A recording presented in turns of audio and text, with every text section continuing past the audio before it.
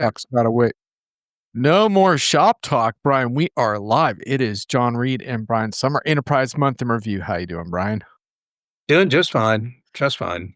Oh my gosh, this is gonna be a classic, I think. By the way, I just want to point out you haven't totally overdressed me this time because I did a wardrobe upgrade and you don't have a tie on. So I got one right here. I can put it I on real quick. realize I'm still gonna give you the slight edge, but I think I'm in the ballpark this time. Kind of gives me some So, satisfaction. Anyway, so is there a new person in your life? I mean, what triggered the wardrobe change? no, I just felt like catching you off guard.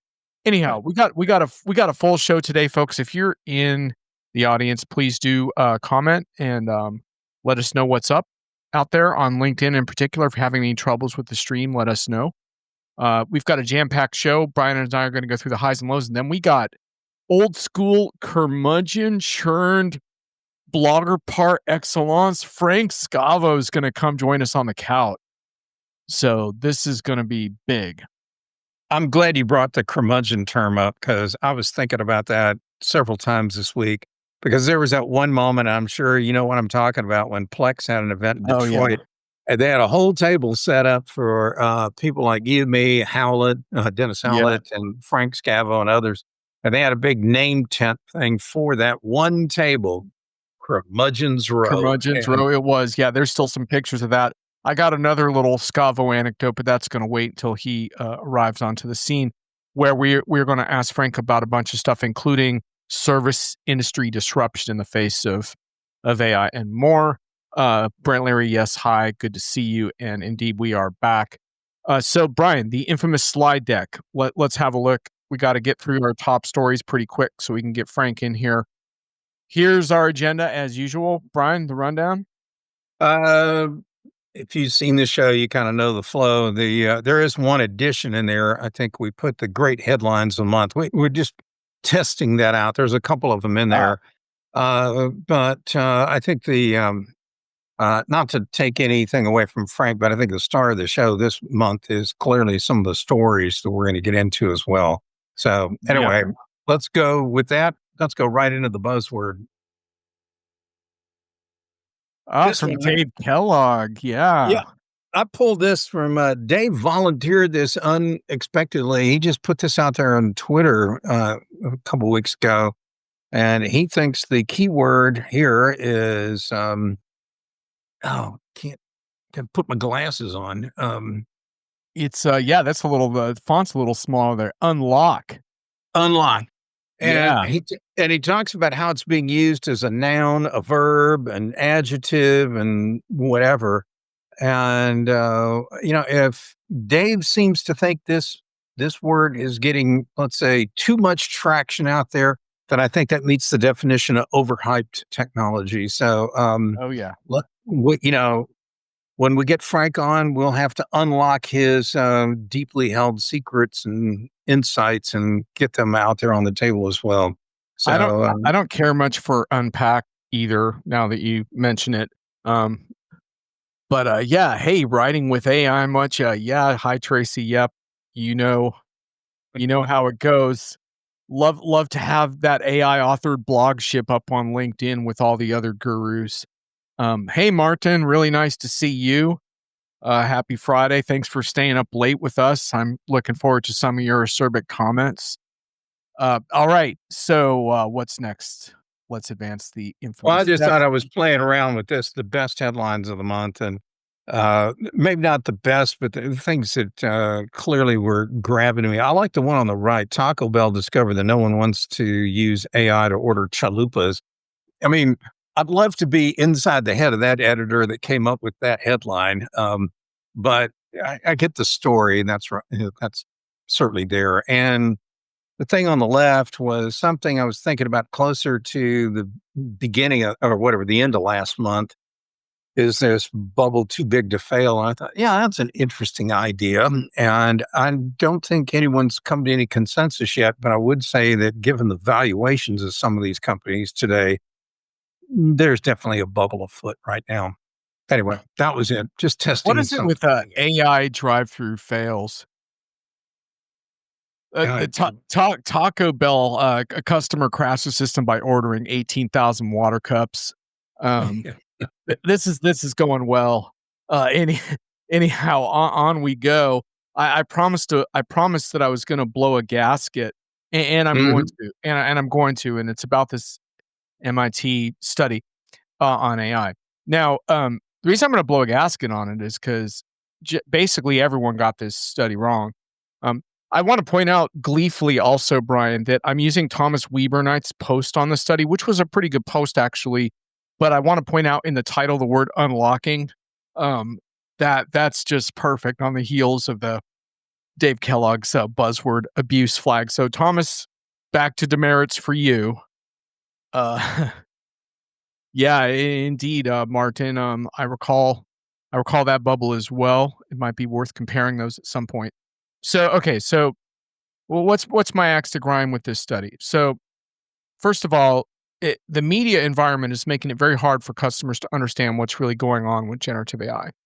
Now, the core message of the study that was picked up on by the media, which was that it is difficult to achieve ROI and true productivity gains with AI. That is true. There's a whole bunch of studies that have been done on that, many that are a larger scale than that. The catch, of course, is that a lot of these studies that have been done that are larger scale kind of refer to older versions of this technology from a couple of years ago that I would argue are very different than what enterprise vendors are putting forth today. The big studies are mostly about customers freelancing with these earlier versions of these tools. But there's a whole bunch of other problems with this study. First of all, the study was claimed to be an MIT study. It was actually put out by a very small group inside of MIT called Nanda. And after they put out the study the same day, suddenly it disappeared from the web and you had to fill out a Google form. MIT did never endorse this study, first of all, folks. Second of all, in the study itself, which was oh, hi, Ted Rogers. Nice to see you. By the way, the folks that were invited to this, you were specifically invited by me. So that wasn't AI. That was me saying, please come. So welcome, Ted. So anyway, the Nana group is about 6 people. And believe it or not, they weren't trying to take generative AI down with this study by saying that 95% of Gen AI never gets past the pilot stage. If you look at the study, which is now accessible again through various outlets, they're infatuated with the 5% that did get past pilots. The Nana group is all about the agentic web. These folks are AI evangelists of the highest order. They wrote this study not to dismantle generative AI, but to say there's a better way forward. And some of the stuff that they think is the better way forward, I would argue is perhaps not exactly what I would, chart. But the whole point is that they're trying to get us to look at why these projects failed and why they think a much more successful generation of AI products is coming. And they call it crossing the Gen AI divide. And they talk about what it takes to cross that divide. And it's really quite interesting. And oh, by the way, they admit right in the study, they admit that they have a really small sample size of 52 organizations. So basically this actually influenced the stock market. This informal study by this group inside of MIT, this little group that interviewed 52 people, like rocked global markets. I mean, I think that should give a lot of us pause in terms of how we consume information at this point in time. But at any rate, there's some really interesting stuff, and I won't get into all of this stuff on what they talk about in terms of crossing the divide, but they talk about how ROI is often highest in ignored functions like operation and finance, and that the gains are coming from replacing BPOs and external agencies, not headcount reductions in internal staff. And they talk about how the back office tools are delivering a lot of impact. And they talk about a bunch of gains, including the increase of two to $10 million annually saved in customer service and document processing, these are areas that a lot of vendors are focused on right now. Risk checks for financial services, $1 million saved annually. And they talk about how these gains came without material workforce reduction. So there is ROI to be found without firing a bunch of people. Now, this is totally different, I think, than all the media coverage on this report. And so I just wanted to say, I hope that we can all take a step back sometimes and have shows like this where we can hash all of this stuff out, try to make sense of it, and try to understand the way forward. And the final thing I will say before I turn it over to you, Brian, for any color you might have, is that I just wrote another piece on context intelligence on Diginomica today. And a big part of why some vendors are getting better results is they're paying a lot of attention to helping LLMs be smarter by embedding them into critical workflows, as this report suggests. But also, this report doesn't get into the importance of context and feeding LLMs the right information for that customer, for that industry, for that role, for that situation. And there's no studies that exist yet at scale about that type of AI, but it's actually a constrained form of AI that constrains the LLM into compound workflows where LLMs are not idealized as this magic tool, but they're put to work and they're harnessed, but they're also held accountable for their limitations. So, anyway, I think it's interesting because I would be very careful to say that because 95% of these projects fail, that there's no future for this technology. I think the authors would not want you to assume that or interpret that. So, anyway, that's my gasket blown. Brian, commentary. Hey, I don't even want to get anywhere around where your gasket blew out. So, I, I've got a piece. One of my articles is actually going to reference some of this study. But I'd also want to point out, I saw something fascinating this week at Seismic's user conference, and I watched two software CEOs talk about the study that showed, did we achieve ever greater sales efficiency with the rollout over the last 25 years of all these new technologies. I've got that written up in a report about the Seismic show. It'll be out on Diginomica, not this weekend, on Monday. And the net of it is that when, for example, like when every company out there gets a great CRM product, there's all you've done is create an environment where people achieve competitive parity, not competitive advantage. So the opportunity to whack a lot of headcount and achieve all these new savings kind of goes away because it gets diffused back out across all companies, pretty much pro rata based on what the original sizing was. So I think the untold story and things like this is show me where the AI created classic competitive advantage, not facilitated competitive parity. And then you'll find out if there is ROI and ROI that last. Anyway, enough of that. Right, exactly. And when I talked about some of those constrained LLM architectures and some of the ROI results that are being achieved, those ROI results, the reasons they're happening is because they're targeted towards very specific departments, industries, and workflows. That's not enough to move the productivity needle in a GDP type of sense. Mhm. We're not there yet with that. And so, rightfully so, we have not seen a productivity bump with generative AI the way we have seen, for example, during the personal computer revolution all those decades ago. So, anyhow, on we go. I'm going to make quick work of my next article so we can get to yours. Uh, this next one I just thought was a really good piece in McKinsey around, they call it the octopus CEO, whatever, CIO. I don't know how many hands a CEO actually needs, but it's really all about the sort of the transition to being a more strategic business partner. But I did want to mention one thing because I think it's going to come up during our leadership conversation with Frank as well, which are these really interesting comments on from the interview guest who's a CIO on what she calls hard power and soft power, and she talks about how data privacy, compliance, security, when we weigh on that stuff, that's what she calls hard power. Everything else is quote unquote soft power, where you're working with and helping to influence people. It's reflected in a management principle I believe in. If you have to tell people what to do, you've already lost, and how that's a much more powerful form of power because it's based on collaboration. I thought that was really interesting, Brian, and I'm sure I'm afraid to use the circle back around phrase, but I'm sure we will circle back around to that. Well, I'm going to see if your left hand remembers what your right hand did. We'll Yeah, talk yeah, about left hand, later in right, the show with the left octopus. hand, right hand. Indeed. Yeah. Okay, let's go on to your stories. Okay, I got a couple of them here.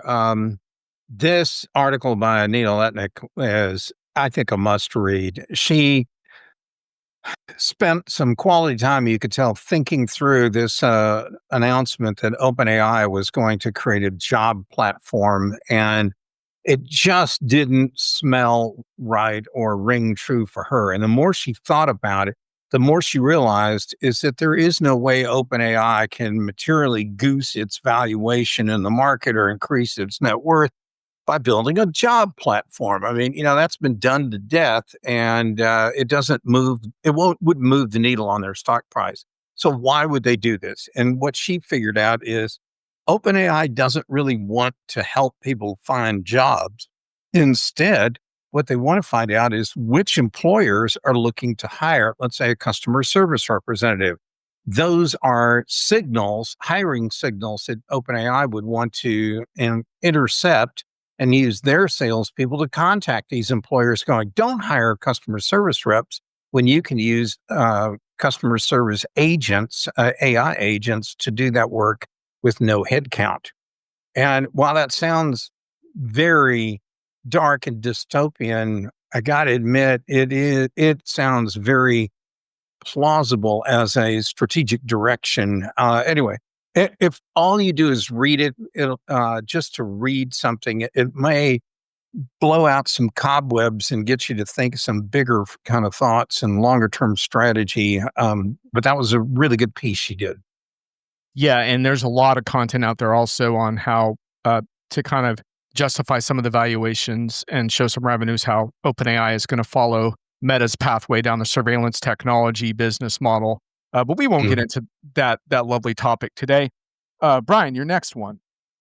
I just like the name that they gave the economy because it's named after me. Obviously, you see the BS economy. Mm. But this was interesting because this article kind of takes a view of, well, let's say, if you are allowing people to use some artificial intelligence, mostly it's, I think, generative is what they're talking about. When employees are doing that, they seem to be able to collapse down the amount of work time that's required, but their overall workload isn't really changing. And what they're concluding is the delta between how much time people used to spend doing jobs and how much time they're doing now that they have these extra tools shows just how much of the economy, how much time people are wasting on things that don't really matter or add value. And that's the whole point of this story. That's it in a nutshell. It's an interesting read. I'm not going to blow another gasket for the reference of the MIT report because the asterisks will apply to the previous rant. Mm. On we go. Your boss doesn't have time to talk with you, Brian. Oh, this was great. And this kind of ties in. John knows that I've been working on a book and- on how weird and strange management has been changing and what are the implications on the workforce. One of the big things going on is a delayering of management levels in companies. And so what we end up with is a whole lot fewer managers and bosses, and they're trying to spread themselves out over huge pyramids of people. The problem is, obviously, like the headline says, they don't have time to talk to you, and they're really leaning on AI and other kind of tools to provide like virtual coaching, virtual mentoring, virtual everything. I thought this article was really a good one for people to read because it's a very sanguine kind of look at what companies are doing in the short term to goose up short term earnings. And if your firm has professional management that's interested in meeting Wall Street's expectations month to month, you could see your firm probably in the story. But the long term view here, I think, is not very positive because if people don't get any person to person contact, people want to be seen as well as to see. They want to see and be seen. And if they can't do that, or they can't get that, they're going to leave. And these companies aren't developing talent pipeline or anything else to replace folks. That again points to around the dystopian kind of future. John. Indeed. I think you've said it all. I don't want to keep Frank waiting any longer. We are at the halftime show, Brian, and that means that our guest segment is coming right now. So let's say you usually have a nice little intro slide here. Oh, yeah, look at all that. Frank's been a busy boy over the Frank years. Scavo, what up? By the way, Frank, when I was looking for some logos and things to put on here, I did not realize that one of the January 6 people was also named Frank Scavo. But anyway, Yeah, he doesn't want to talk about that. Understandably so. Frank, we don't have any audio from you. You appear to be muted on your end. You're not muted on this end, so play around with that a little bit. Brian, we're gonna have to like riff a little bit while Frank tries to figure out his voice, find his voice, so to speak. Let's see. So I So let's remember go. what's that? He talk. He's trying to talk, I guess. He is trying. He's trying really hard. Frank, by the way, you can also play around with the microphone. There's like a settings thing down there. You can play around with that a little bit. Sorry, or you can try rebooting.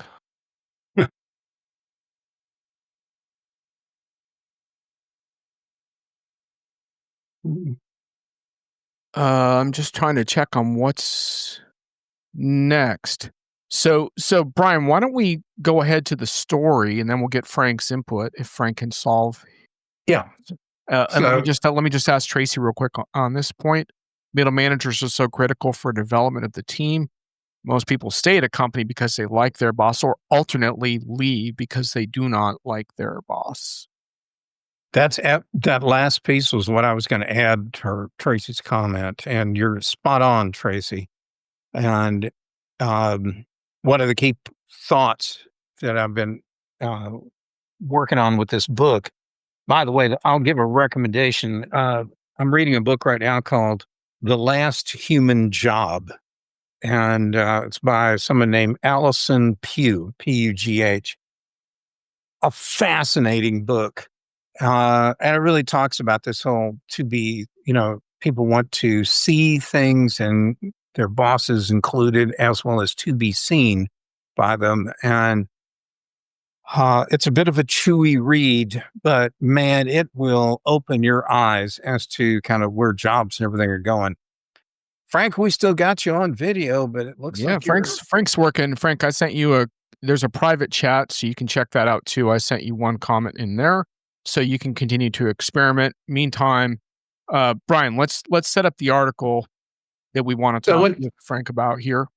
Yeah. So one thing we wanted to talk to Frank about is a Wall Street Journal piece that was called "How the AI Boom is Leaving Consultants Behind," and it's an interesting story because you could tell the author went and dug up information on all the major integrators and consulting firms, and but more than that, they talked to a lot of companies who have traditionally used these people, and honestly, if they were collecting, whatever, Yelp scores or something like that, Glassdoor scores about the value they got in the recent years on AI initiatives, it wouldn't be a very good story.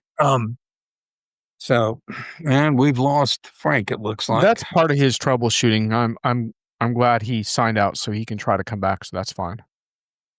So, yeah, and anyway, the comments in this story, I might read one or two just real quick, if that's okay. Yeah, go ahead. So, the stories you can read a little bit here, that consultants, the just my view of this is that for the last 15 plus years, most firms that call themselves consultants really haven't been doing consulting. They've been configuring and implementing and converting data and setting up tables for all kinds of software packages.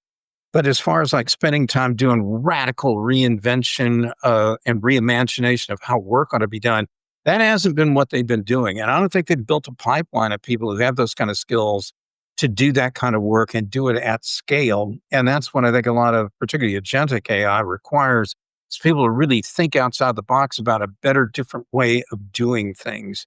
And where is that skill? Frank, can you talk to us Who now? appears to be muted at the moment. Self muted. Frank, you're self muted at the moment. I can't unmute you.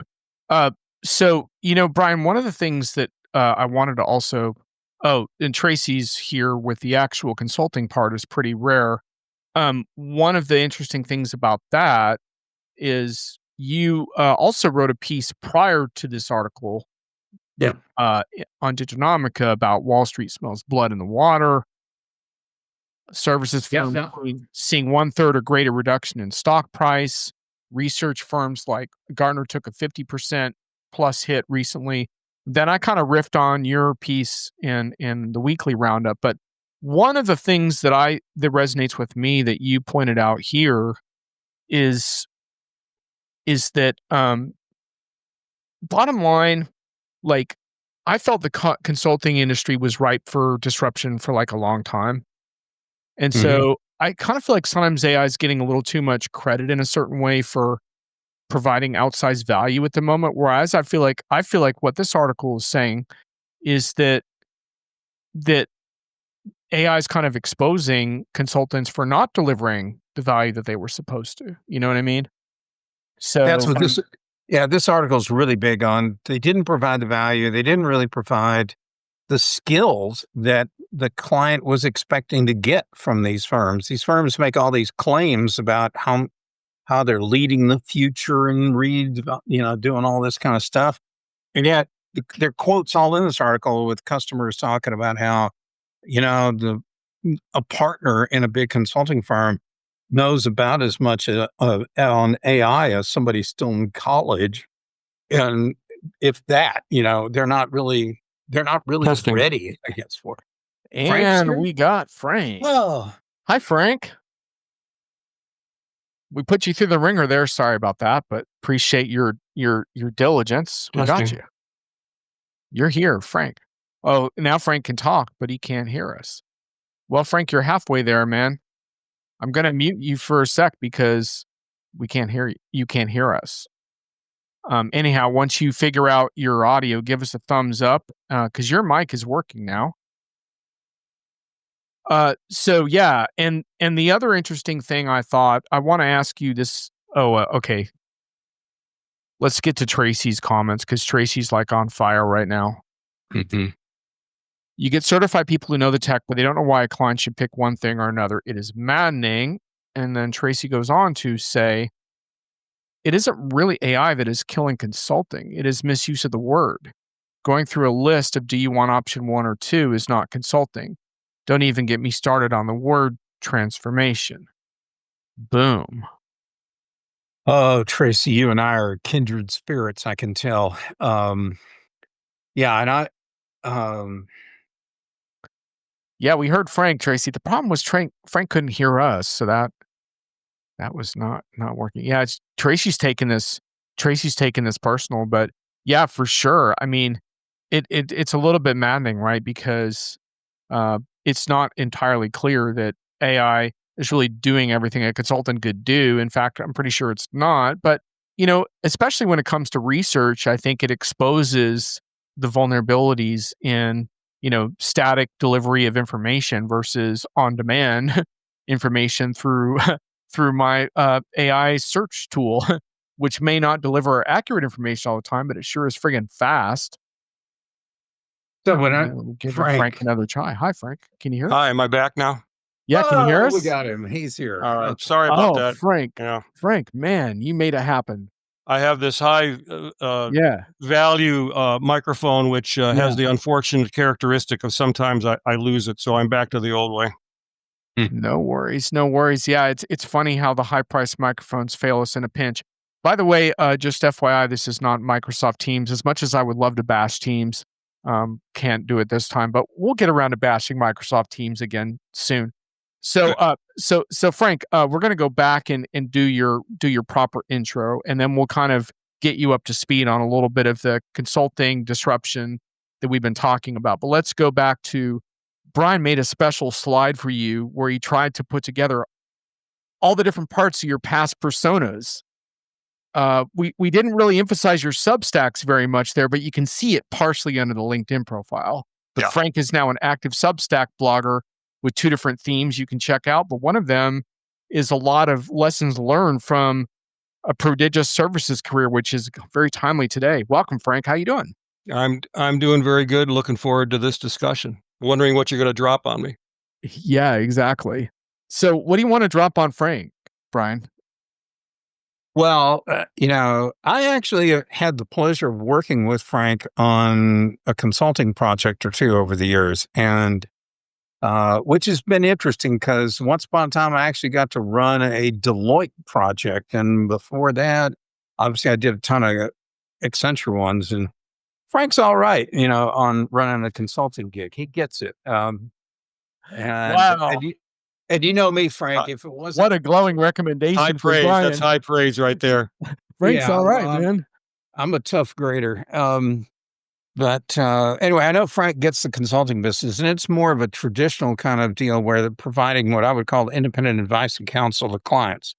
And to that end, Frank's team seemed to be pretty clean when it came to not having any whatever side deals going with software companies, for references, referrals, and that kind of stuff. But I know you have other businesses as well. But I worked with Frank on those. I What wanna I've I wanted, wanna share one Frank anecdote because this one is just too good. Uh-oh. It was at a Plex show also, Brian. It was some years ago. Must have been like 8 or 9 years ago. And Frank, you and I got wind of we were sitting somewhere, maybe lunch, and we got wind that there was a candid customer feedback session happening. So we were like, "Yeah, let's crash that."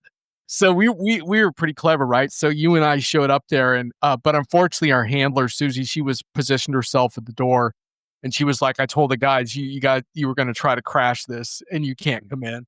So, but anyway, that's always been Brian, I don't know where you were at that point in time because I'm sure you would have been along with us, but maybe you were not there. But anyway, that was always Frank's thing. He wanted to put himself in the customer's shoes and the customer's pain points. So, Frank, with that in mind, does AI disrupt and threaten consulting or make consulting irrelevant? Why or why not? Well, it does. It does represent a disruption, and I think Brian or one of you had mentioned that the software industry enterprise software has been disrupted, for decades, really starting Yep. with the cloud model and so on. But the service providers that provided the services around the software implementation and support, they didn't change. I mean, we had software as a service, but we didn't have service disrupted in any way. They still continue to deliver. And to this day, what is really, it's a labor-based business. They're selling hours and they're selling bodies. And I don't know if you saw this report I just reading before I got on here. Upper Edge had talked about this Deloitte lawsuit with this medical device company, which is like $20 billion. That I mean, it's just horrible what's going on. And this has got to change. It's not sustainable. So you're selling, the service provider, especially the large one, they're selling hours, they're selling labor. And with offshoring and outsourcing, they're selling labor arbitrage. So it's, the same hours, but they're trying to deliver it for a lower per hour rate for themselves so they can maintain their margins. And that is just not sustainable. So, with artificial intelligence coming in, they're all looking at how to deliver their services for a lower cost to themselves and scoop back at least part of that, in terms of their own margins. But again, I'm not sure which one of you, maybe it's probably, I think it was probably Brian, is pointing out, well, if the service providers can do that, why can't the customer do it themselves? And why do you even need the service Right. provider to deliver those services? And I think that's what the threat is. The threat is that customers are getting smarter and realizing, I don't need 100 consultants in here in a pyramid with a big, a small top and a big bottom, right? If I can scoop that lower part and do a lot of that work myself, I'm going to have a lower overall cost of delivery of purchasing those services.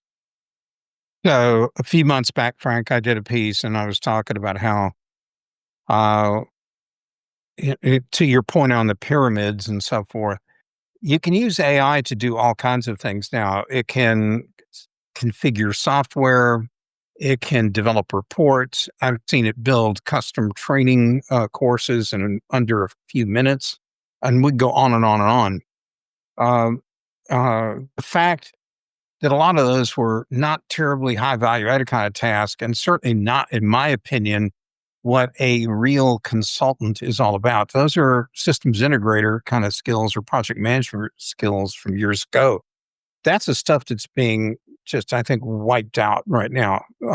What's not around, again, is we don't need people to configure a piece of software So it looks just like every other piece of software in that same vertical. It's going to do the same thing. It's not going to provide a competitive advantage. So that just triggers the whole reason to take this to the lowest cost kind of way of delivering that. And the old time materials methods just aren't appropriate anymore. Anyway, Yeah, I agree with all of that.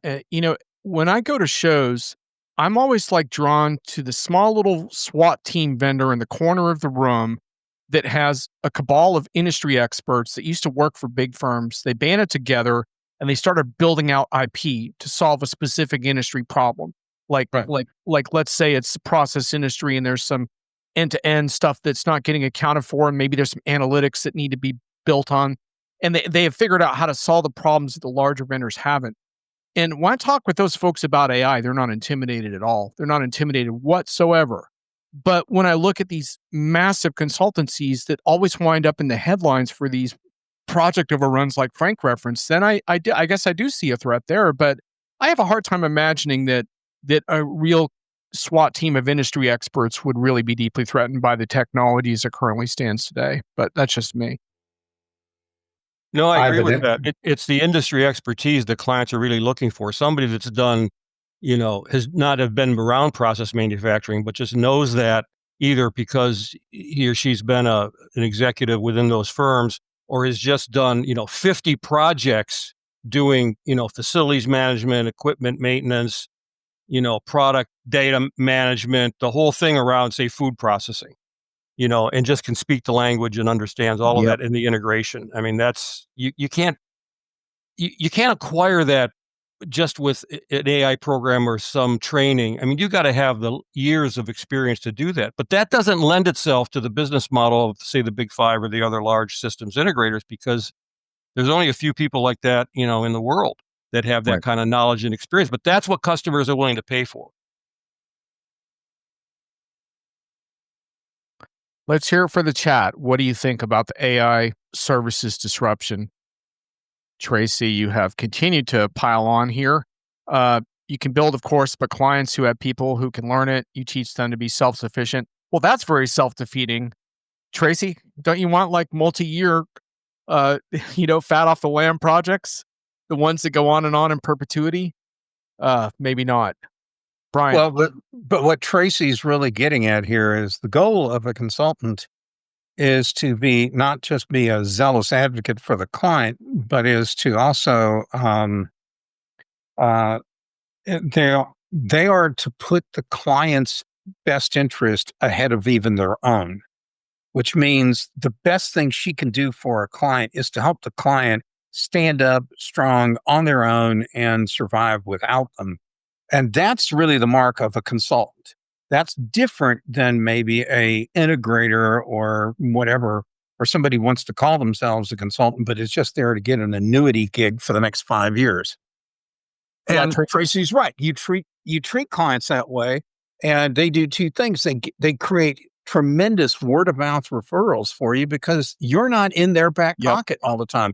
You're not trying to wallet frack them to death for an eternity. And that's the kind of consultant that they respect. Frank, I could tell, wants to say something here. Well, again, it doesn't lend itself to that business model of a large pyramid. What the client really wants is those people at the top of the pyramid. Doesn't want everything that comes with it. So absolutely.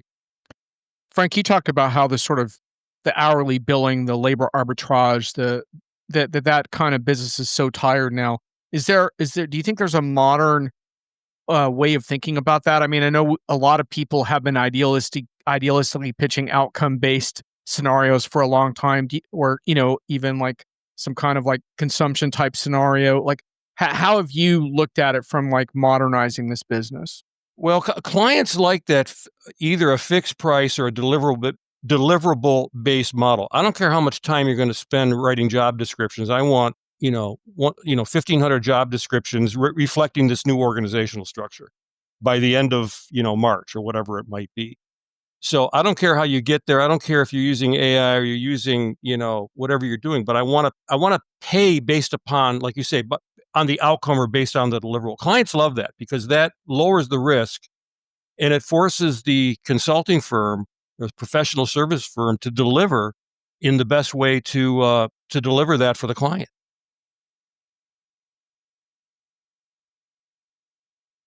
Believe it or not, I rarely bill on a hourly basis. I tell a client right up front, this is what it's going to cost.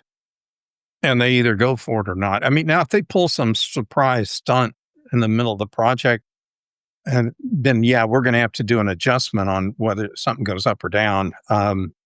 Because and that does happen. I mean, I had a client once that divested 42% of the company in the middle of the project, just disappeared, and it kind of really screwed up the economics of things, but it sure did simplify the technology challenges quite a bit as well. Tracy hit on a really interesting point here too around sometimes they forget I don't work there. I have to remind them they're paying too much for data entry. Sometimes they still have me build because they don't have an internal team, or I could provide a more junior person, provide oversight, et cetera. I think one of the points there that I so fascinated by, and I know what I've tried to work on my own career is become less and less of a consultant and more of an advisor and something of a truth teller, which admittedly bothers some of my clients. But I feel that my job now is not to just execute whatever the client asks for, but to really give them my best take on whether I think it's going to work or not and why, even if they don't like what I have to say. Frank, you have been reflecting upon your career and in Substack, and I think coming up with a lot of fruitful lessons. Have you thought about those kinds of issues looking back? Like how do you strike that balance between okay, this is what the customer wants versus like, oh, I really need to advise them on some things too. And Well, that goes back to what Brian was saying about being an independent, advisor. I mean, I used to tell when I was doing software selections that it didn't matter to us whether you picked package A or package B or vendor A or vendor B. It didn't even matter whether you chose to go forward or not.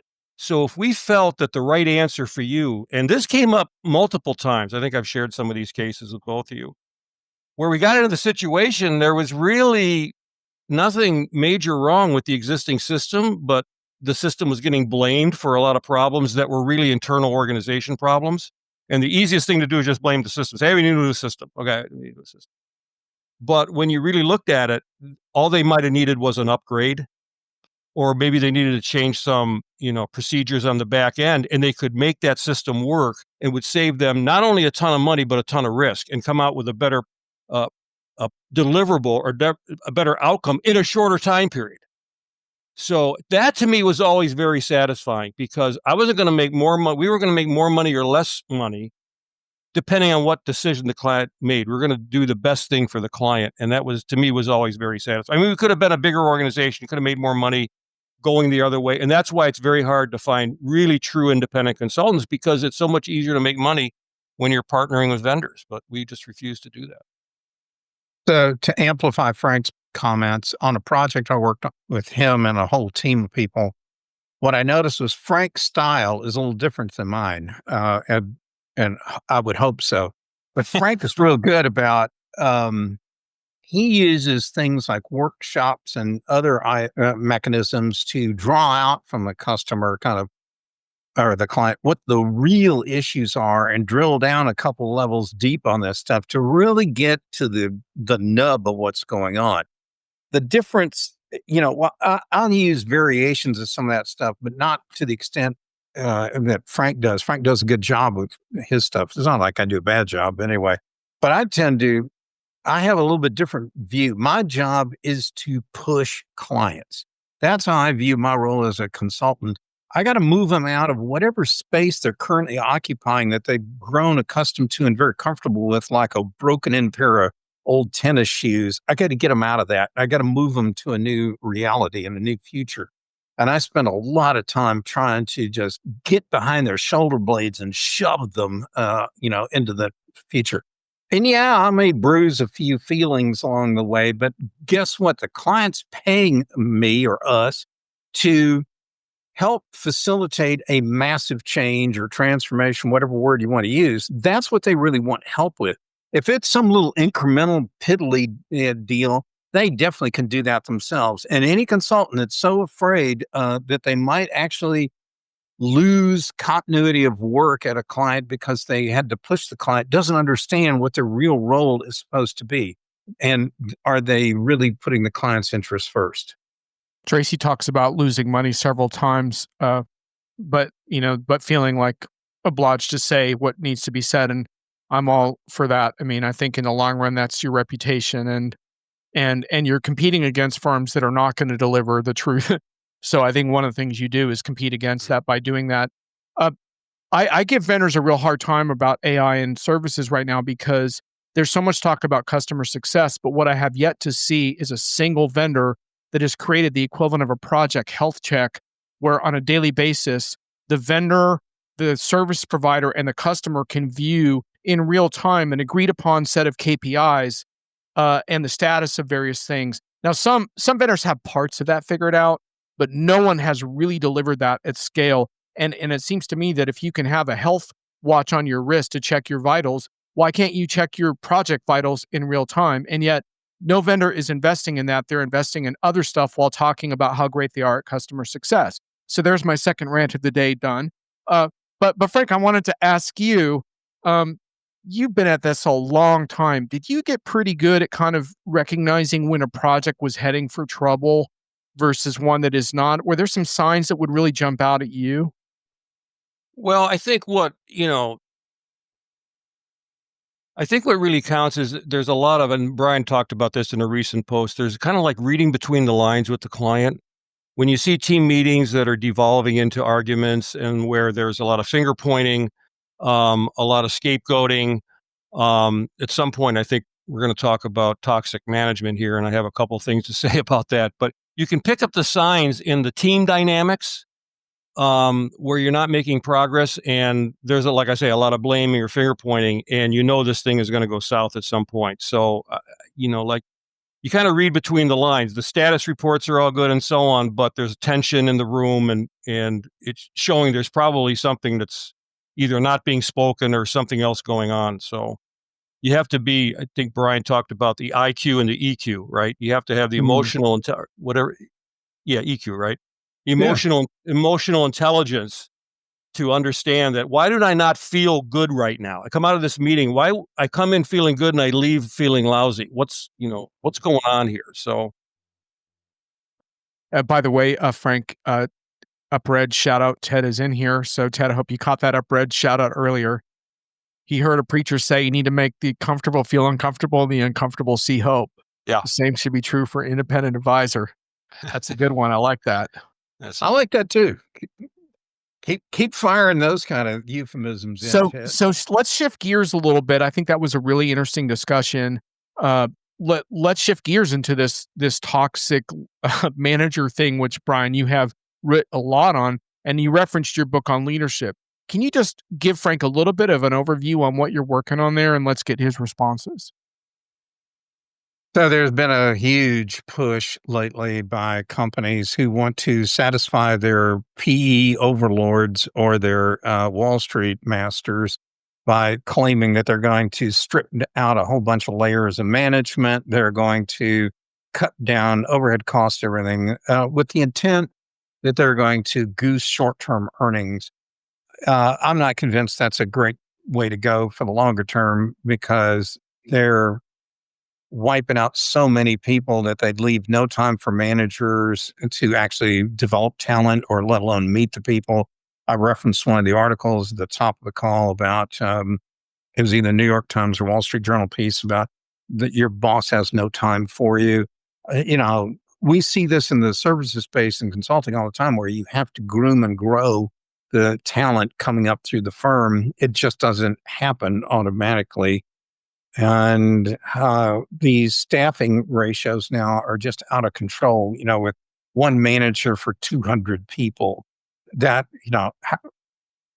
and it doesn't, and AI tools that are supposedly going to write performance reviews, monitor engagement levels, and recommend training courses and all this kind of stuff. I think someone's taken drugs if they think they're going to get all those aspects of the human condition correct, and that these people are going to want to stay and work for a company that where they have no personal contact. And I've mentioned before, people want to be seen and they want to see what's going on. And I think we're making a mistake in companies by stripping out the middle. Anyway, that's it. Well, I think that's true, and as we all know, we live in a free market economy, capitalist society, and what's the term? Trumpeter, creative destruction. I mean, we know that this happens. I mean, layoffs many times are unavoidable. So, um, that's part of being in business, and that's part of living in the kind of economic system that we're under. So that's unavoidable. But what I'm more concerned about is that um, when you create an environment where employees are constantly fearful for their jobs or their success, the kind of environment that fosters is one that is not productive, that does not produce the outcomes that we want as an organization. And I was looking back at Deming's 14 points of this, talking about this thing I'm hoping I can say a little bit about, called psychological safety. And Deming talked about casting out fear, drive out fear, and that an organization that is fearful, when you have employees that are fearful, they're not going to produce. And unfortunately, in many organizations, there is an atmosphere where employees are afraid to speak up. And it leads to this concept that is kind of come to the fore, even though, like I say, Deming had this in his 14 points like decades ago, right? Of psychological safety. And I'm preparing a post on this. So what is psychological safety? It's the assurance that one can speak up, offer ideas, point out problems, or deliver bad news without fear of retribution. Mm. And, I've had, Johnny talked about my 50 years career experience looking back. I have been on teams and in organizations where there was a high degree of psychological safety, where if I saw an issue or I saw a problem, I could speak up or I could see others speak up, and the Mm. leader would take that as feedback that was important for the success of the team. But you have other organizations or other teams where there is not a high degree of psychological safety, where they're fearful for their jobs or they're fearful of being embarrassed. And therefore they don't speak up. And there's this book by Amy Edmondson called The Fearless Organization that I've been reading through here. And she, in the beginning, brings up two situations. One is in the healthcare, where you have a team of doctors and nurses. And she tells a story of where a nurse might see that a doctor did not prescribe a certain medication for a patient in this condition, but she's afraid to say anything because she will be embarrassed. The doctor will rebuke her. I'm the doctor here. I'm in charge. Just do what I say, right? So what happens is, and they've done studies on this, is that hospital teams, medical teams that have a high degree of psychological safety, the patient outcomes are better because mistakes are caught early, and medical mistakes. Somebody quoted me a statistic the other day, like 20% of the medical prescriptions are they're errors, right? And so you want to minimize that, and so you get better results, patient outcomes, fewer readmissions, faster recovery. You're discharged more quickly on teams that have higher degrees of psychological safety. Mm. The other case she points out is in aviation. And you think about, the flight deck of a commercial airliner, right? The co-pilot sees something or the, flight attendant sees something. They need to be able to tell the pilot and even challenge the pilot. You're coming in too quick. You're coming in too fast. They have to be able to speak up. In this Boeing 737 MAX situation at Boeing, now it came out later. So many of the engineers saw problems, but they were afraid to speak up because there was such pressure in the organization to get this plane, approved through FAA more quickly. And they just said, this is going to be a disaster, blah, blah, blah, blah, blah. No, now it all comes out afterwards. But there is a case where human life and safety is at stake. Well, fortunately, most of us do not work in environments where, human, life and safety is at stake. But in business, the principle still applies. And there was a study by Google, I'm going to reference it when I write this post, that found of 5 major criteria for teams. They studied like, I don't know how many thousands of teams at Google. They found psychological safety. They defined it like we had here. Teams with high degree of psychological safety had better outcomes in project results and team effectiveness by far than the other factors, which were, where were they here? I don't remember what the other ones were. I had it written down, but anyway, it ended up being by far the psychological safety was the number one criteria. So, Brian, it all starts at the top. Just one comment on Google. We could have a side discussion on whether Google has lived up to that in its own culture, but that's a different story. Frank, that was absolute fire the last 10 minutes. You really brought the heat. But Brian, how does that stack up with your views and research? So the psychological safety point is right on the money. More than anything else, though, there is a problem in front of this problem, and that preceding or precedent kind of deal is we have a lot of people that get promoted in managerial positions that never should have been put in those spots. They don't know what they're doing. They don't, and to Frank mentioned, they may have some IQ, some technical smarts that were good when they were doing maybe, let's say, a staff person's job, but they lack the EQ to be able to read the room, know what's going on, or they are politicians who want to manage up, not manage down in the company, and I can go on and on. And I think there is a precedence problem, which is, did we get the right people into management in the first place? And then we're going to make them, or are they going to be able to work out for us?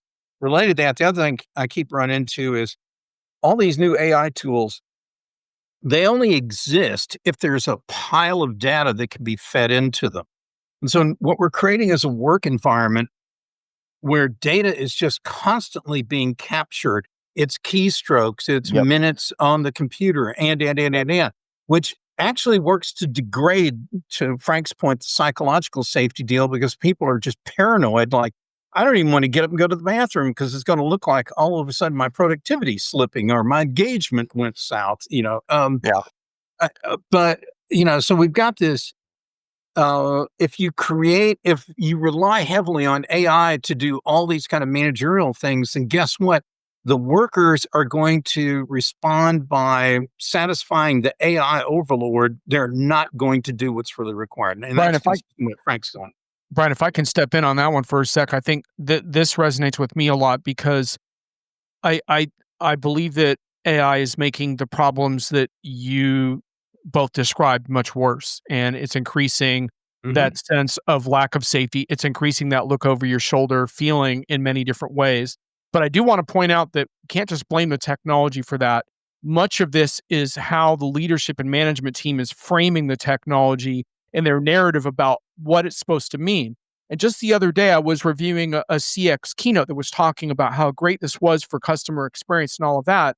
And I said, well, yeah, if you're not shooting for headcount reduction at all costs, you never took a position internally on how you were going to use this technology to actually help your team do their jobs better, serve their customers better, but also enjoy their own well-being and growth inside the organization. I believe you could use AI in that type of culture, but you have to be much more definitive about what it is you're doing. And I remember doing a couple of use cases earlier this year where I would ask about this and say, well, what is the culture like as you adopt these AI tools?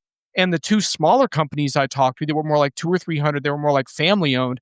They were like, no one's ever been fired for this company. That's not an issue. We don't fire people. That's not how we do business.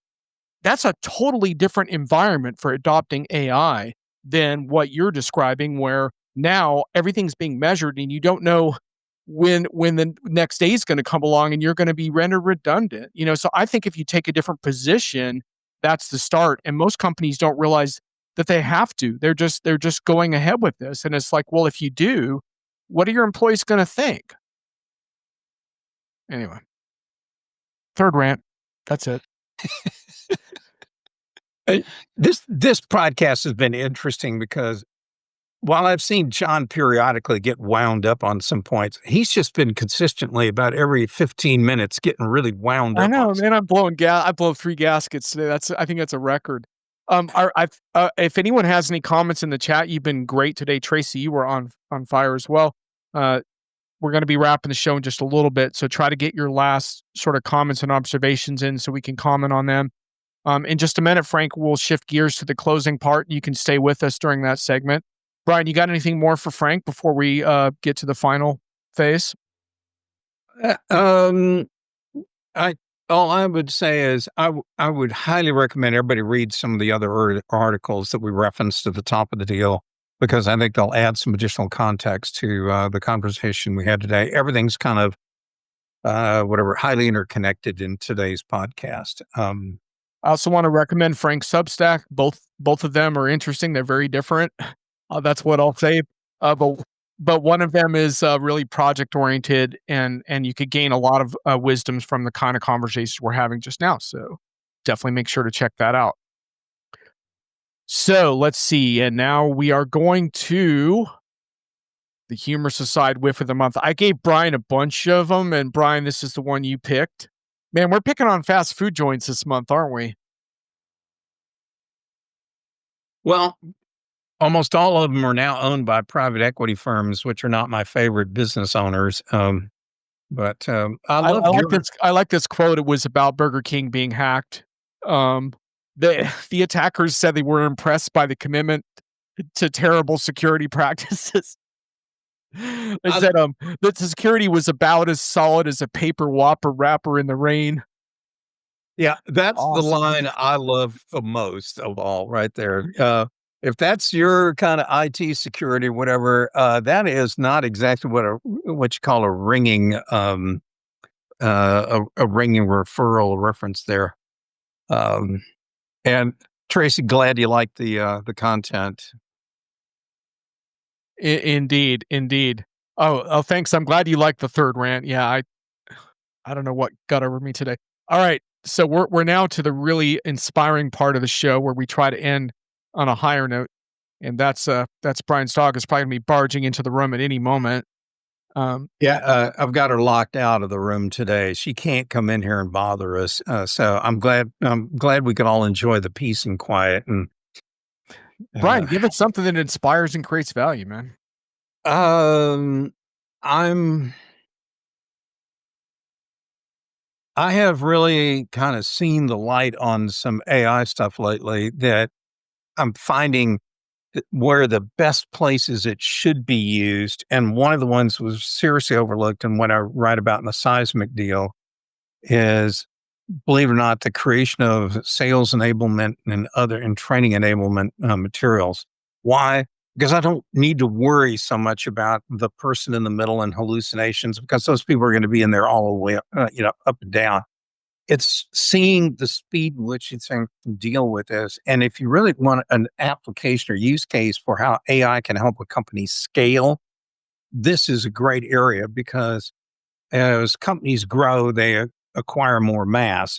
But the amount of change going on in the world continues to keep moving ever quicker, much like what Ray Kurzweil wrote in The Singularity in 2005.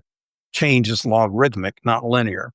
And so, how do you handle that if the mass is huge and growing and the acceleration rate of change is increasing?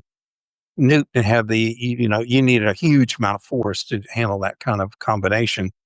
Force is equal to mass times acceleration. And what I see now is this really cool way to use AI to build all these things that empower and enable people, not replace them, but empower them like crazy to help them be very successful and allows companies to like bust through a glass ceiling on scaling it that I think could be really powerful. Anyway, sorry if that was too heady, but No, that's good. Frank, anything that keeps you inspired in your work? Oh, Oh, Frank, there we you're go. mute. Oh, there Okay. we go. Yeah. Yeah, no, as you know, I'm actually, I use the term retired from employment, right? Which means I'm Indeed. not retired, but I am not working for money anymore. But I still keep up with the industry. I still read folks like you. Um, and I'm still very much interested in sharing the things I've learned over 50 years in enterprise IT. So thank you for this opportunity today. And then the rest of my time, as you saw in one of those, is I spend time writing Christian poems and hymns, series of children's books that I'm doing that my daughter's doing, and I'm supporting her on that. So I call it the left brain and the right brain, right? So put the two together, it's very rewarding. Well, I Frank, read, oh, go ahead, Brian. I was just going to say, I'll be at HR Tech next week. And for the listeners, I used to run into Frank and some of his team all the time at that show. And Frank sometimes would have either he himself or some of his people would bird dog me the whole way through there. It was great. And I was happy to do it because I really believe we should always be giving a bit of ourselves to help move another generation of people up through the ranks. And Right. I think I scared the daylights out of some of your team members doing that. But anyway, John, what's your inspiration thing real quick? Oh, well, I had a couple. I actually wrote a poem this weekend for the first time in a few years, which felt really good. It's really cool sometimes to step outside of your comfort zone, and my big hope for the next generation is that they pull aside from their phones sometimes and give that a go. Because there's nothing that beats trying to put your own expressions into writing in some form, and it's What's the poem about? it was a tribute to a high school friend of mine Oh, beautiful. who moved on from this earthly plane a few months ago, and I Beautiful. couldn't get him out of my head, and so I wanted to write something. But Beautiful. but it's cool because like honestly, like all of this stuff that happened to me in my life, it all came about because of sitting in front of a computer or a notebook and writing and just trying to create my thoughts. And it's kind of cool. What an incredible adventure! Like I got to meet people like the two of yous, and you know, and get in all the trouble we got into, and it all started just with creation, and that's what I hope that people don't lose track of in this particular era, because these tools can be very powerful, like Brian said, and inspiring, but there's also something inside yourself that needs to be excavated. And the longer I'm in this industry, the more I appreciate the chance to do this on my own terms. And I hope everyone watching finds your way. I think Tracy articulated that really well, but find your own role in this industry, and don't just become like a cog in some consulting firm somewhere, but find your own path. And I hope you do. And with that, I think we're done for the week. So Frank, you're welcome to hang out backstage for a sec. Thanks everyone for joining in. And we got another show lined up next month with a real heavy hitting HR tech guest. You're going to be impressed. So Brian, good luck on the road. Catch you guys soon. Take care. See you guys.